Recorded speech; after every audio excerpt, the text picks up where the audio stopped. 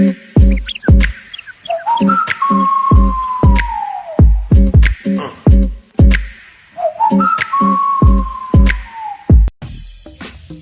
berikutnya kita akan masuk di penyetaraan reaksi kimia.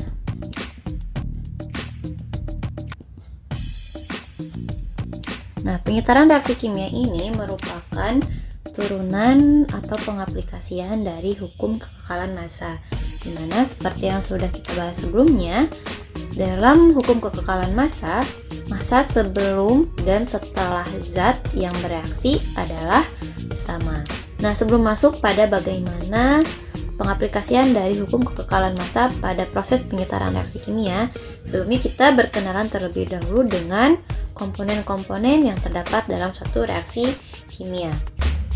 Berikut adalah suatu reaksi pembentukan air dari gas hidrogen dan gas oksigen.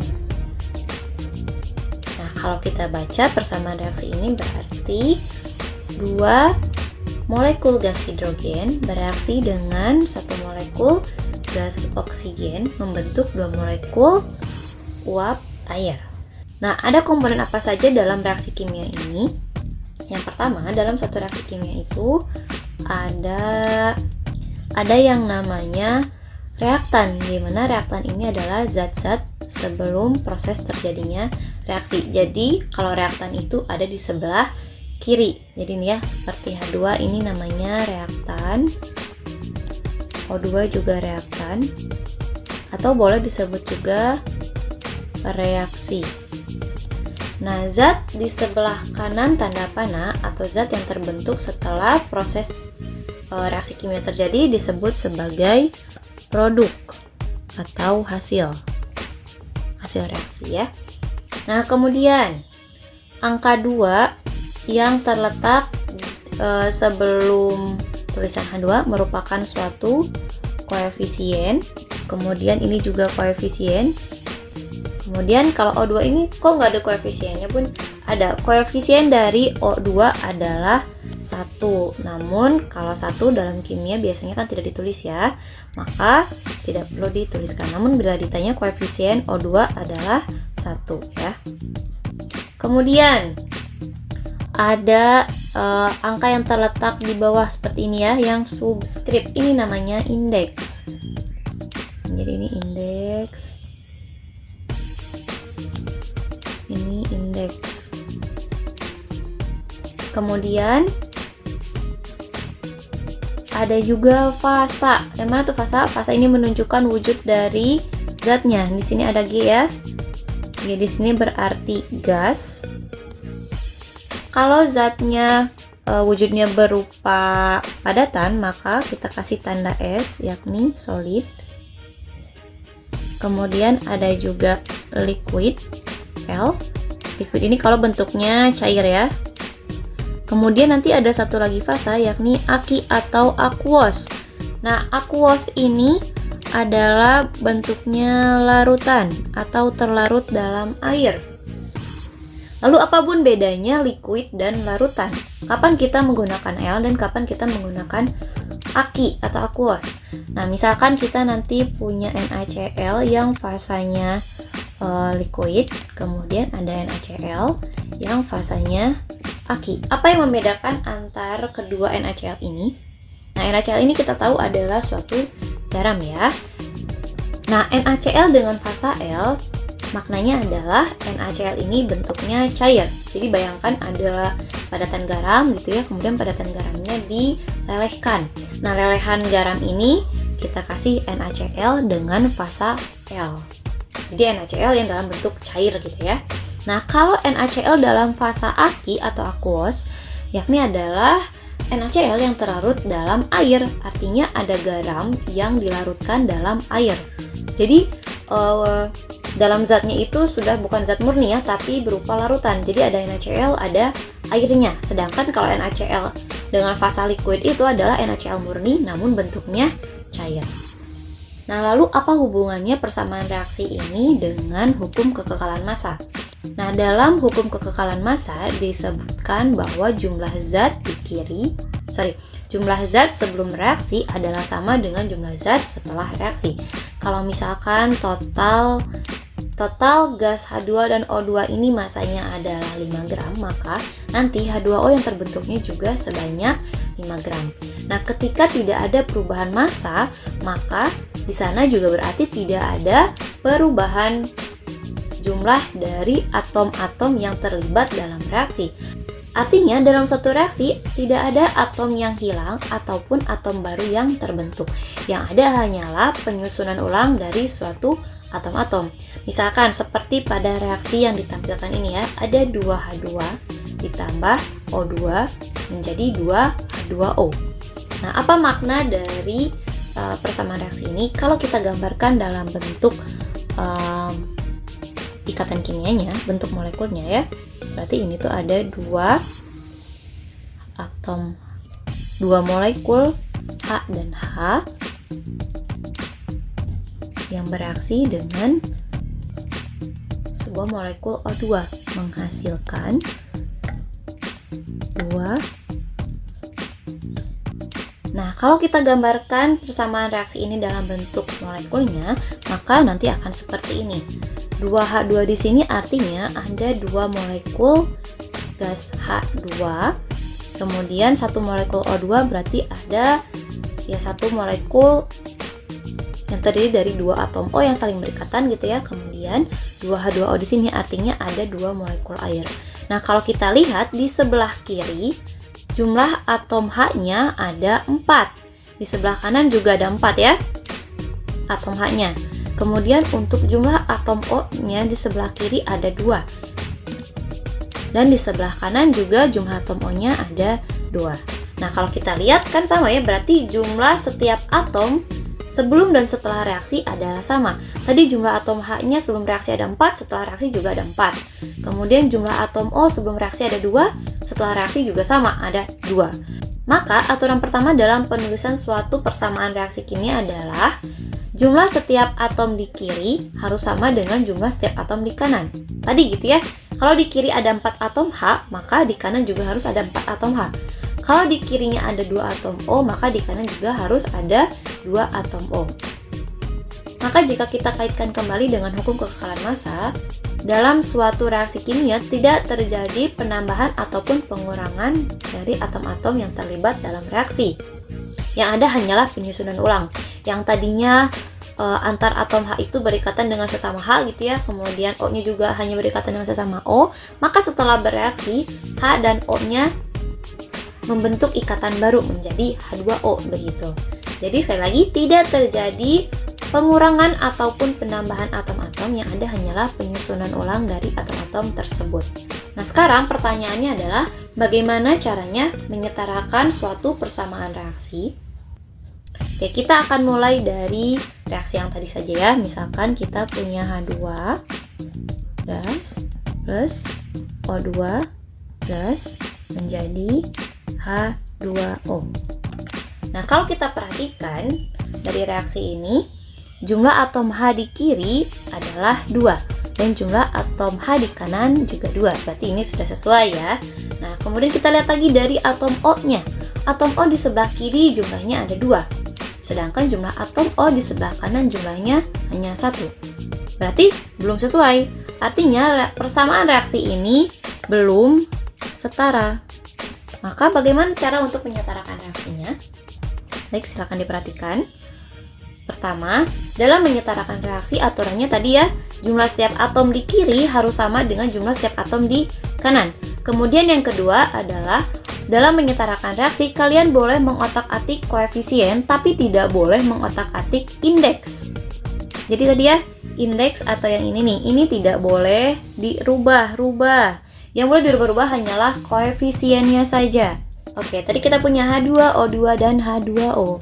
Kita tuliskan ulang dulu reaksinya. Kita punya H2 gas plus O2 gas menjadi H2O. Nah, langkah pertama adalah pilihlah senyawa yang paling banyak atomnya paling banyak jenis atomnya, pilihlah yang paling rumit. Berarti di antara H2, O2, dan H2O yang paling rumit adalah H2O. Betul ya? Karena di sini melibatkan 3 atom, di mana 3 atom ini terdiri dari 2 atom H dan 1 atom O. Ini paling rumit H2O-nya. Maka senyawa yang paling rumit ini kita kasih koefisien 1. Setelah kita menentukan senyawa yang dijadikan patokan, tadi sudah dikasih koefisien 1, maka senyawa lain harus mengikuti dari senyawa yang sudah ditentukan. Nah, kita sudah tahu berarti di sebelah kanan jumlah atom H-nya ada 2. 1 dikali 2. Jumlah atom H-nya ada 2 ya. Maka di sebelah kiri juga jumlah atomnya harus ada 2. Maka koefisien dari H2 adalah 1 juga ya, sama. Jadi 1 kali 2 ini totalnya 2, ini juga 1 kali 2 totalnya 2. Nah, sekarang yang O2-nya. Jumlah atom O di sebelah kanan hanya 1, di mana ini tuh 1 kali 1. Berarti jumlah atom O-nya ada 1. Nah, sekarang di sebelah kiri atom O-nya ada 2. Berarti kita harus mengotak-atikkan koefisiennya. Berarti berapakah koefisien yang tepat agar ketika dikalikan 2 hasilnya menjadi 1? Angka berapa yang dikalikan 2 hasilnya adalah 1? Jawabannya adalah setengah. Jadi nanti kita bisa menuliskan reaksinya sebagai H2, koefisiennya 1 tidak perlu kita tulis ulang ya. Berarti ini plus setengah O2 menjadi H2O.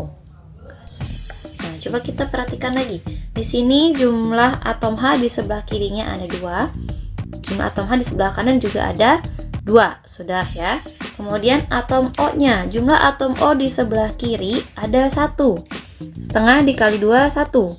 Jumlah atom O di sebelah kanan juga sama ya, 1. 1 dikali 1, 1. Maka reaksi ini sudah setara. Oke, kita coba lagi soal lainnya. Kita coba contoh yang kedua. Misalnya ada reaksi N2 gas direaksikan dengan O2 gas menghasilkan gas NO. Nah, pertama kita pilih dulu manakah senyawa yang paling rumit dan paling banyak jenis atomnya. Maka di sini yang paling banyak jenis atomnya adalah senyawa NO. Nah, maka NO di sini kita kasih koefisien 1. Ya, maka nanti yang harus mengikuti adalah N2 dan O2-nya, mengikuti jumlah di sebelah kanan ya. Kita tahu di sebelah kanan jumlah atom N-nya ada 1, jumlah atom O-nya juga ada 1. Maka kita setarakan dulu dari N2-nya. Kita tulis ulang dulu di bawah, N2 plus O2 jadi NO. Oke, karena NO-nya koefisiennya 1, maka jumlah atom N di sebelah kanan adalah 1. Maka jumlah atom N di sebelah kiri juga jumlahnya harus 1. Maka karena indeksnya 2, maka berapakah kali 2 yang hasilnya 1? Jawabannya adalah setengah. Ya, setengah kali 2 adalah 1, maka jumlah atom N-nya sudah sama. Kemudian untuk koefisien dari O2 juga sama ya, setengah, karena setengah dikali 2 adalah 1. Oke, reaksinya sudah setara ya. Nah, karena koefisiennya ini bukan bilangan bulat, maka kita kalikan semuanya dengan 2. Maka nanti kita peroleh setengah dikali 2 menjadi 1 ya. Berarti ini N2 plus setengah dikali 2 juga 1. Maka koefisiennya menjadi 1, O2. Kemudian koefisien NO adalah 1, berarti 1 dikali 2 adalah 2 NO. Nah, kalau kita lihat lagi, maka reaksinya sudah setara. Coba kita cek. N2 di sebelah kiri ada 2 atom N-nya. Jumlah atom N di sebelah kiri ada 2. Di sebelah kanan juga sama, ada 2 ya. 2 dikali 1. Ini jumlahnya 2. Kemudian jumlah atom O di sebelah kiri ada 2. Jumlah atom O di sebelah kanan juga 2 ya. 2 dikali 1. 2. Oke, kita coba lagi dengan senyawa yang agak lebih rumit sedikit.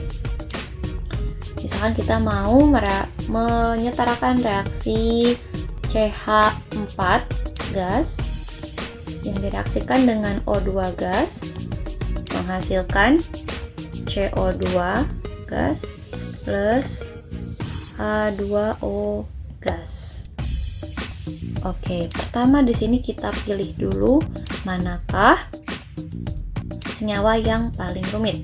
Yang paling rumit di sini adalah CH4 ya, maka kita pilih CH4 sebagai patokannya. Nah, CH4 karena kita jadikan patokan, kita kasih koefisien 1. Kita kasih koefisien 1, maka yang lain nanti akan mengikuti CH4-nya. Oke, berarti kita bisa tentukan dari CH4 ya. Jumlah atom C-nya ada 1, jumlah atom H-nya ada 4.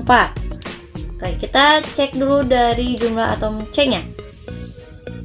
CH4 di sini jumlah atom C-nya 1, di sebelah kanan atom C ada di senyawa CO2 saja. Berarti CO2-nya kita kasih koefisien 1.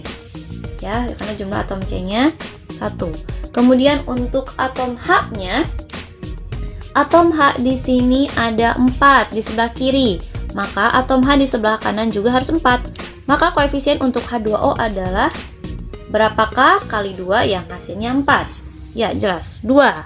Maka koefisien dari H2O adalah 2. Nah, berarti atom C dan H-nya sudah setara. Berarti kita tinggal cek saja dari atom O-nya. Nah, kita lihat dulu.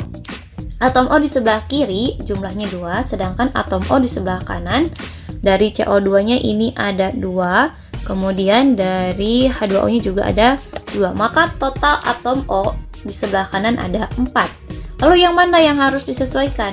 Yang harus disesuaikan adalah atom O di sebelah kiri, karena atom O di sebelah kanan merupakan hasil disetarakan gitu tadi ya, menyesuaikan dengan CH4. Maka yang harus menyesuaikan sekarang adalah O2 yang di sebelah kiri. Nah, kita tahu tadi jumlah atom O di sebelah kanan ada 4. Maka jumlah atom O di sebelah kiri juga harus 4. Dengan indeks 2, maka berapakah koefisien untuk O2 yang tepat agar total O di sebelah kiri menjadi 4? Maka koefisiennya adalah 2. Jadi kalau kita lihat ya, kita cek ulang lagi. Jumlah atom C di sebelah kiri ada 1 dikali 1. Jumlah atom C di sebelah kanan juga 1. Jumlah atom H di sebelah kiri ada 4. Jumlah atom H di sebelah kanan juga ada 4. Kemudian jumlah atom O di sebelah kiri ada 4, maka jumlah atom O di sebelah kanan juga harus ada 4 ya totalnya. Maka reaksi ini sudah setara.